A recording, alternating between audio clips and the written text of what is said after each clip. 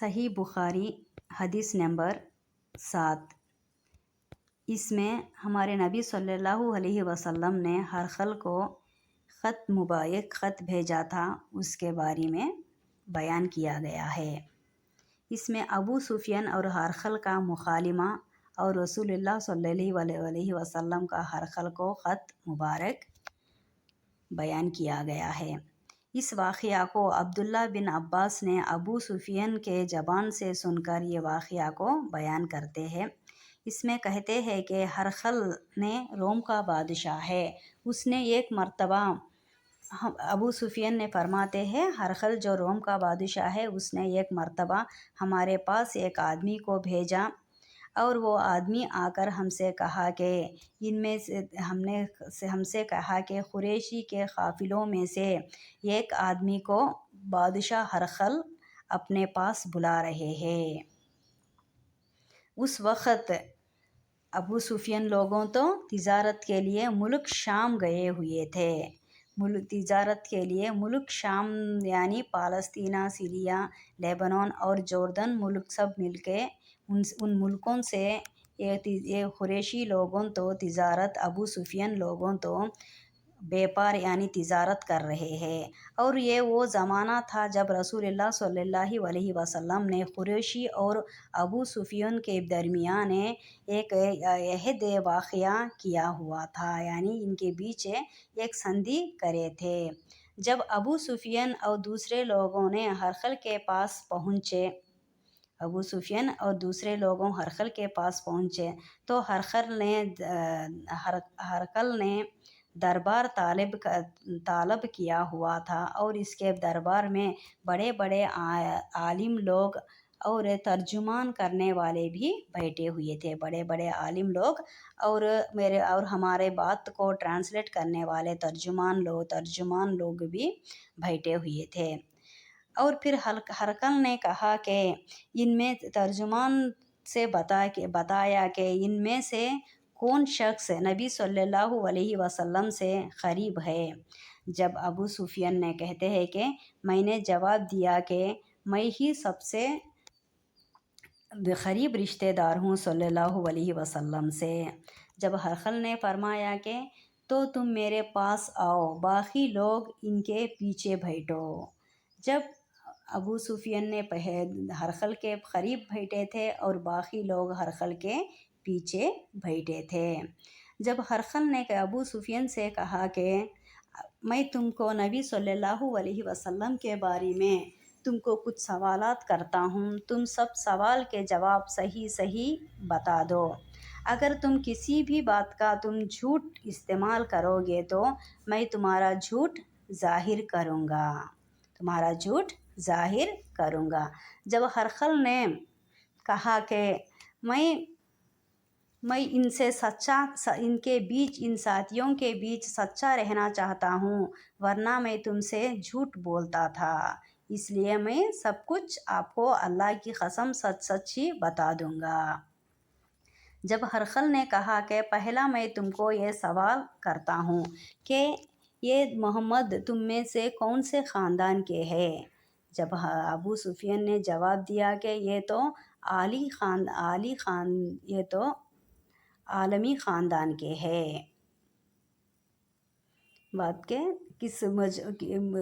پوچھے کہ اس شخص کا خاندان تم میں لوگوں میں کیسا ہے؟ جب ابو سفیان نے کہا کہ عالی نسب والے ہیں، تو ہرقل نے کہا کہ اچھا، پہلے بھی کسی بھی نے تم کو ایسی بات کبھی بتائے؟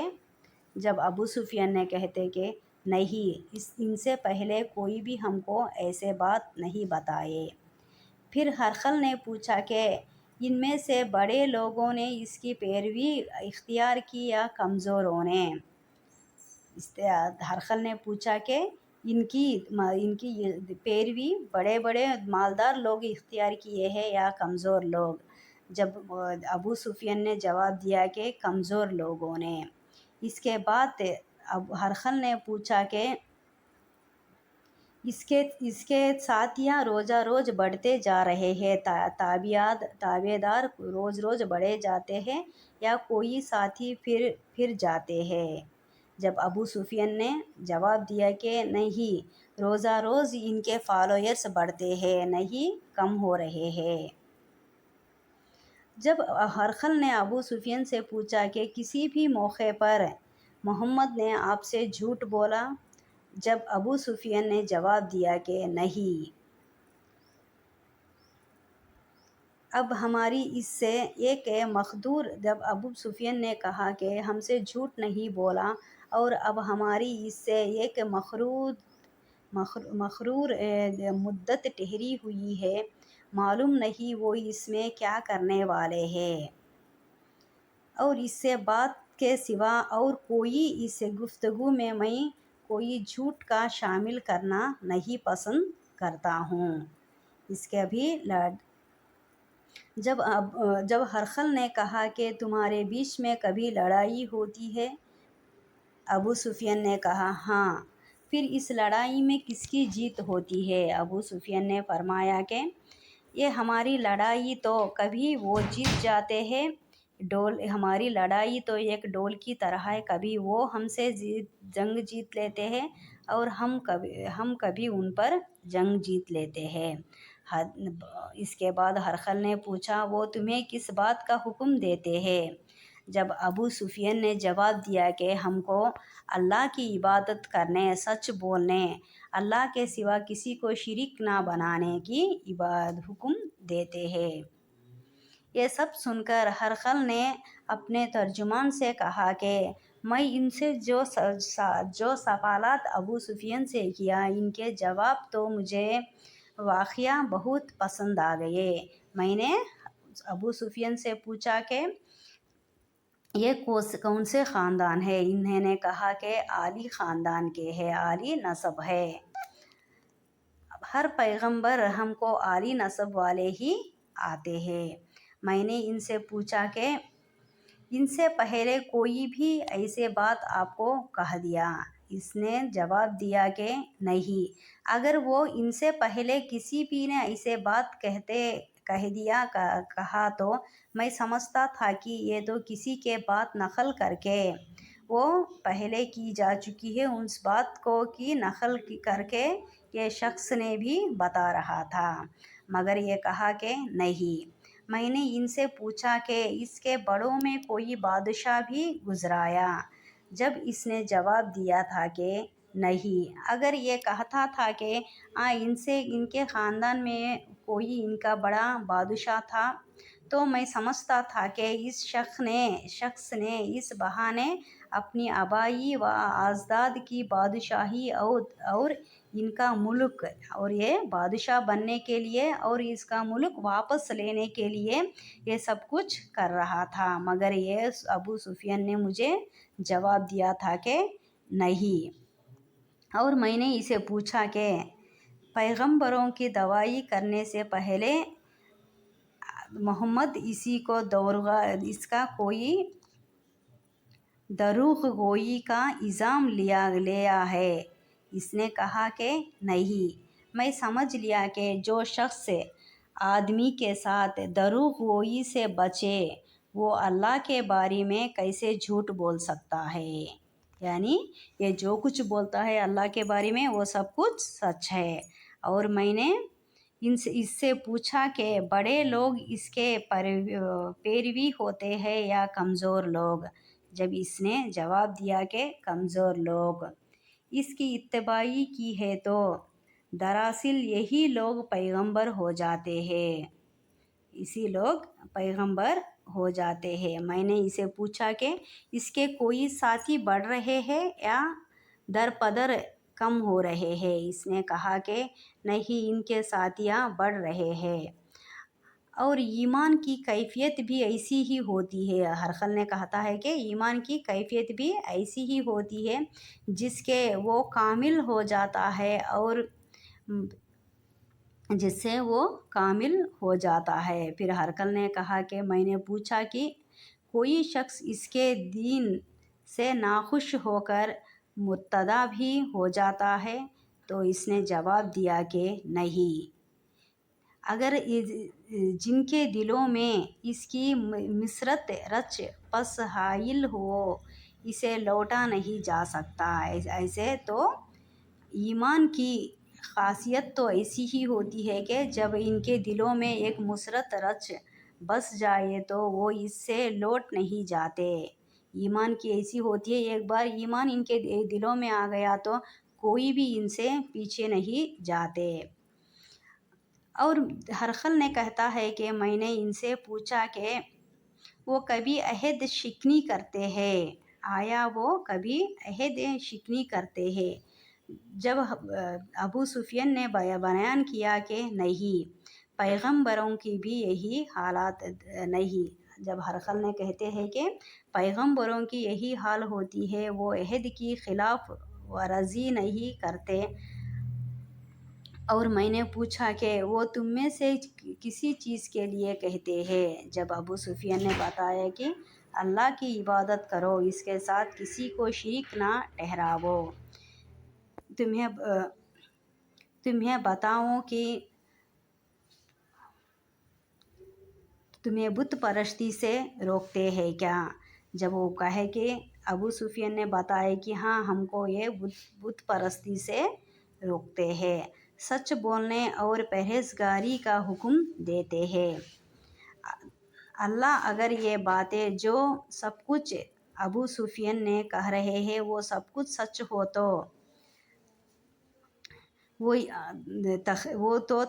تو تقریباً اس جگہ کا مالک ہو جائے گا۔ ہرقل کہتے ہیں کہ ابو سفیان جو بات ہم سے بتائے وہ بات سب کچھ سچ ہو تو یہ اس جگہ کا مالک بن جائے گا جس جگہ میرے پیر ہے، مالک ہو جائے گا کہ جہاں میرے یہ دونوں پاؤں ہے۔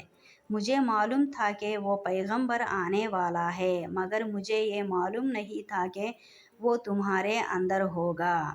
اگر میں جانتا کہ اس تک پہنچ سکوں گا تو میں اس سے ملنے کے لیے ہر تکلیف گوار کرتا ہوں۔ اگر میں اس کے پاس ہوتا تو اس کے پاؤں دھوتا۔ ہرقل نے رسول اللہ صلی اللہ علیہ وسلم کے بارے میں اس بات کو بیان کیا۔ ابو سفیان کے جواب سن کر یہ کہتے ہیں کہ اگر میں اس کے پاس ہوتا تو اس کے پاؤں دھوؤں گا۔ ہرقل نے اس کے بعد رسول اللہ صلی اللہ علیہ وسلم کی وہ خط منگایا جو خط آپ صلی اللہ علیہ وسلم نے وحی قلبی کے ذریعے حاکم بصرہ کو بھیجا تھا۔ ہمارے صلی اللہ علیہ وسلم نے حاکم بصرہ کو وحی قلبی کے ذریعے ایک خط بھیجا تھا، اور یہ خط بصرہ سے ہرقل کے پاس پہنچا تھا۔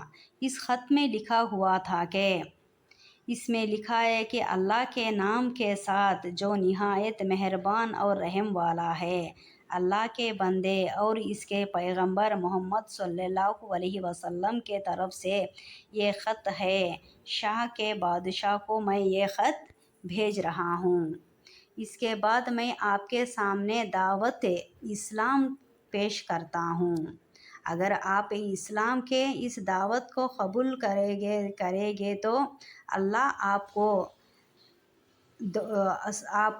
دوسرا دوہرا ثواب دے گا، اور اگر آپ اس دعوت کو قبول نہ کریں گے تو اسلام پیش کی دعوت کو قبول نہ کریں گے تو رعایا کا گناہ بھی آپ ہی پر ہوگا۔ اور یہ اہل کتاب ایک ایسی بات پر ہے کہ جو ہمارے اور تمہارے درمیان یکساں ہے، وہ یہ ہے کہ اللہ کے سوا کسی عبادت نہ کرو اور کسی کو اس شریک نہ ٹھہراؤ، اور نہ ہم میں سے کوئی کسی کو اللہ کے سوا اپنا رب بناؤ۔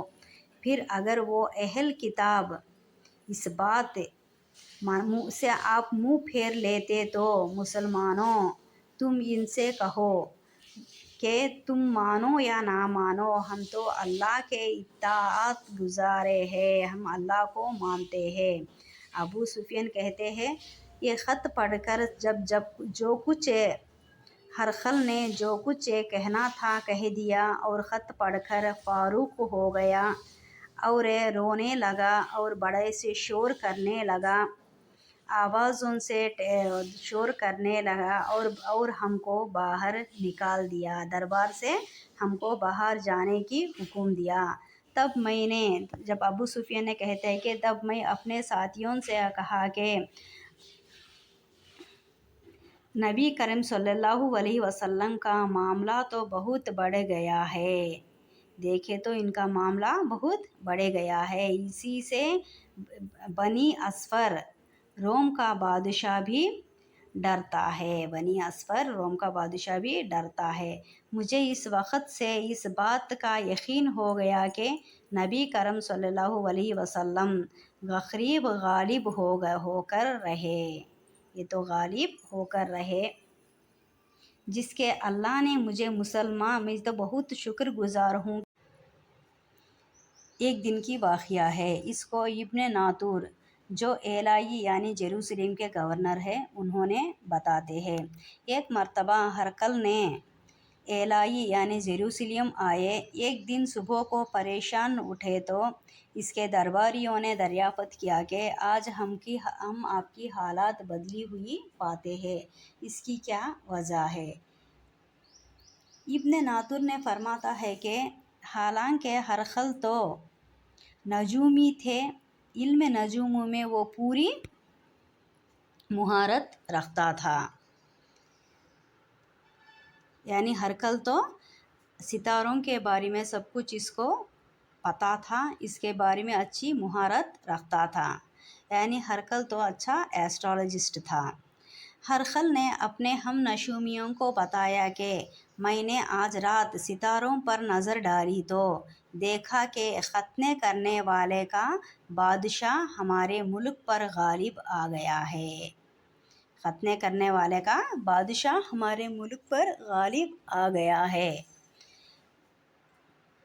بھلا اس زمانے میں کون لوگ ختنے کرتے ہیں؟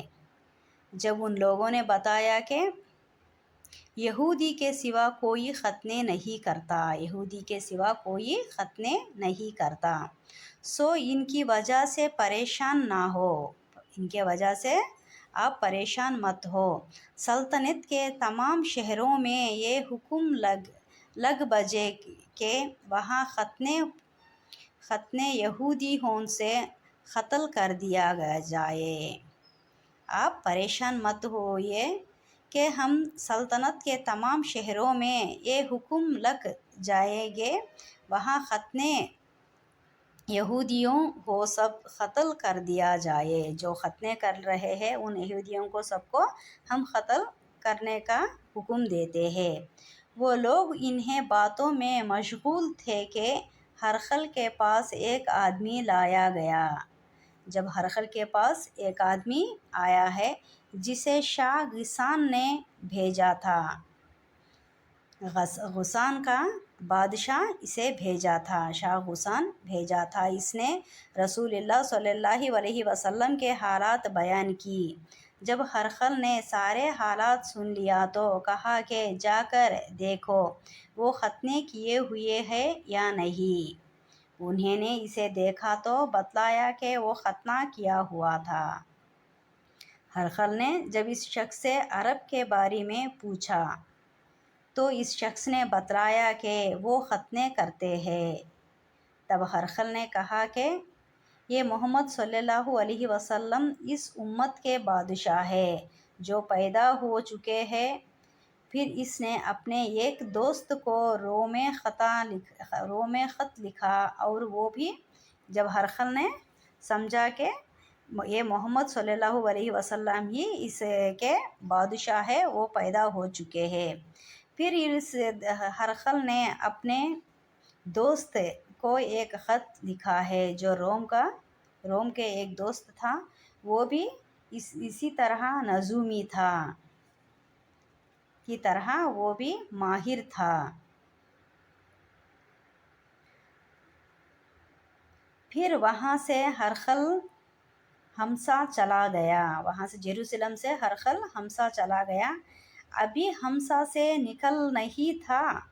نکلا نہیں تھا، وہ ابھی حمزہ میں بھی ٹھہری رہا تھا، وہ نہیں نکلا تھا کہ اس کے دوست کا خط کا جواب آ گیا ہے، دوست کا خط کا جواب آ گیا ہے، اور اس کی رائے بھی نبی کرم صلی اللہ علیہ وسلم کا زبور کے بارے میں ہرخل کے مواقع تھی، اور اس کا دوست کا خط میں لکھا ہوا تھا کہ جو ہرخل سمجھ رہا تھا کہ اس ملک کا بادشاہ محمد صلی اللہ علیہ وسلم ہو گئے، اور ان کا دوست بھی یہی واقعہ سچ سمجھا رہا ہے کہ اس ملک کے بادشاہ صلی اللہ علیہ وسلم ہے، کہ زبور کے بارے میں ہرخل کے مواقع تھی کہ محمد صلی اللہ علیہ وسلم پیغمبر ہے، واقعی پیغمبر ہے۔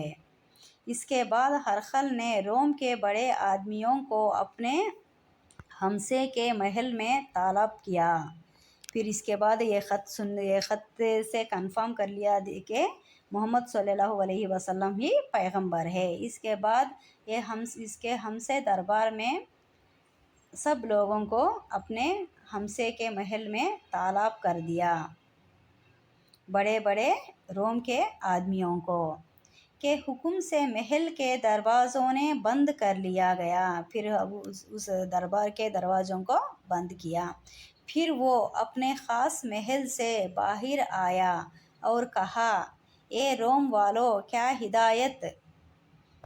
ہدایت اور کامیابی میں کچھ حصہ تمہارا بھی لیں گے؟ اگر تم اپنی سلطنت کی بقا چاہتے تو پھر اس نبی کی باتیں کر لو اور مسلمان ہو جاؤ۔ ہرخل نے دربار میں بڑے بڑے عالم آنے کے بعد، بڑے لوگ جمع ہونے کے بعد دروازے بند کر دیا، اور یہ دربار کے باہر آ کر کہنے لگا کہ یہ روم کے لوگ، آپ بھی محمد کے باتوں میں آ کر مسلمان بن جاؤ۔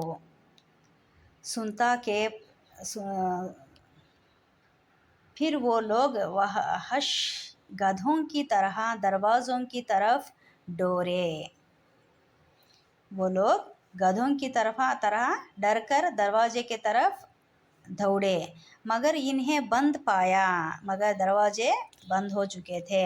آخر جب ہرخل نے اس بات سے ان کی یہ نفرت دیکھی اور ان کی ایمان لانے سے مایوس ہو گیا تھا، اور ان کی حالت دیکھ کر ہرخل نے سمجھ گیا تھا کہ ان کی نفرت دیکھ کر اور ان کی ایمان لانے سے مایوس ہو گیا تھا، کہنے لگا کہ ان لوگوں کو میرے پاس لاؤ۔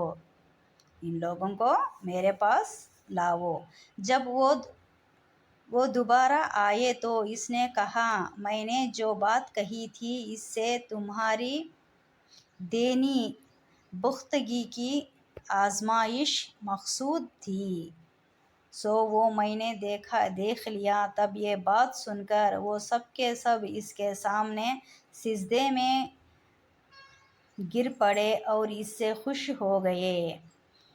بالآخر ہرخل کی آخری حالت یہی رہی۔ ابو عبداللہ کہتے ہیں کہ اس حدیث کو صالح بن کیسان، یونس اور معمر نے بھی زہری سے روایت کیا ہے۔ جب ہرخل نے ان لوگوں کو ایمان لانا دیکھ لیا اور وہ بہت خوش ہو گیا۔